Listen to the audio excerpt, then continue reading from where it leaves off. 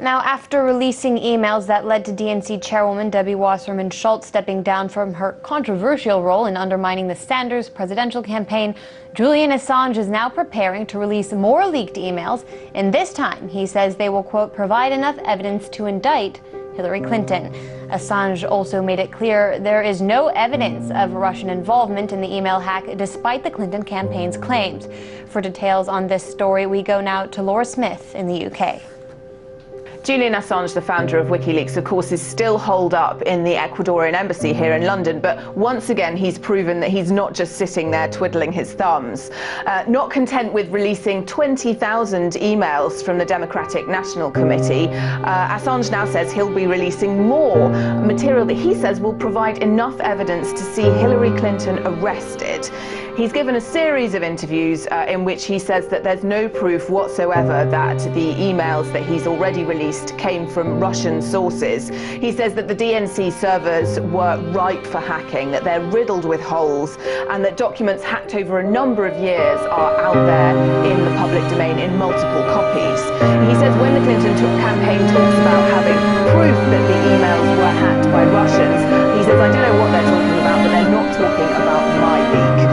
In fact, he's quite coy about the whole thing. Of course, WikiLeaks likes to create maximum ambiguity about where its information comes from. It's very hot on the protection of sources. And he said maybe one day our source or sources will step forward and some people will have egg on their faces, or read into that what you will.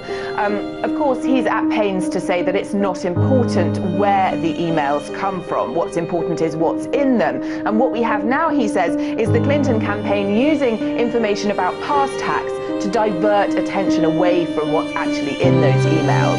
But that this diversionary tactic itself raises questions. Clinton here is presented with a political scandal, and what she does is blame the Russians, blame the Chinese, according to Assange. And if she does that in government, he says that's a style that could cause serious conflict. What of the content of those emails, though? Well, the leaks, of course, rocked the beginning of the DNC and brought about the ouster of its chairwoman.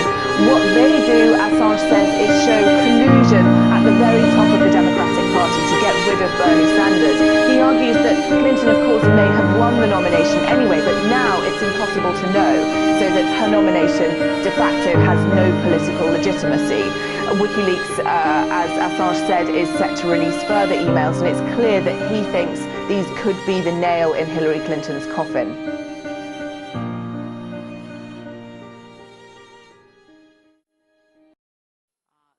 I gave 3 DVD-ROMs to the United States State Department with proof that we and my sons and I are not crazy, as Eric Prince of Blackwater and Richards with the Southwire Planned Parenthood family claim.